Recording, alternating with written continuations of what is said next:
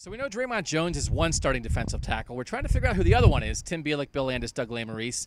Maybe Robert BB Landers. Tim, you talked to him. What do you think about BB?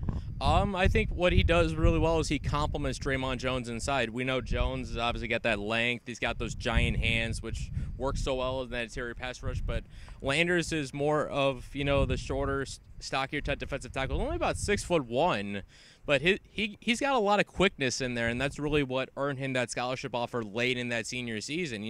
Not highly recruited by Ohio State, but talking about the things he learned from last season, and I could really see a rotation between him, Sprinkle, and Jones in those three defensive tackle spots, with Landers probably getting more of the snaps in pass rush situations. So he's like a little bowling ball. They praised him a lot last year. When you talk to Landers, does Landers sound like a guy who thinks he's going to play a lot? I'd say so, yeah. Okay, all right. Bielik is confident in BB. Tell us about this Sprinkle thing. We know the teammates, the coaches love Tracy Sprinkle, but how much of an impact is it going to make on the field? So he's coming off the injury last year in the season opener, and from what we've seen in camp, he looks fine. He's going through drills. We don't get to watch everything, but he looks okay, like a full participant. But then on Monday, talking to Larry Johnson, I thought it was kind of strange the way he talked about Tracy Sprinkle. Was almost more of like a hopeful tone, like we think he's going to be in the mix. We're not quite sure. I don't want to say he is and then have something go wrong kind of deal.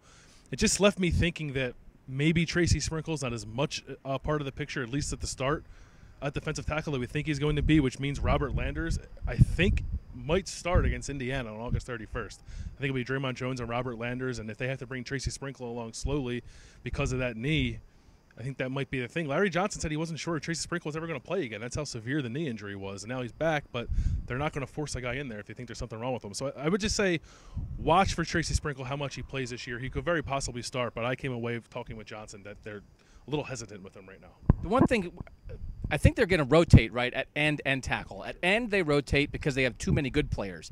At tackle, other than Dre'Mont Jones, I think they're going to rotate because they don't know what they have. Did you get a sense that regardless of who that second starter is, that there's going to be a mix of guys? Yeah, there will be. And the other wrinkle too was Michael Hill is suspended. We don't know for how long. So we're talking about really the guy who is going to play in the spot that Michael Hill played in last year.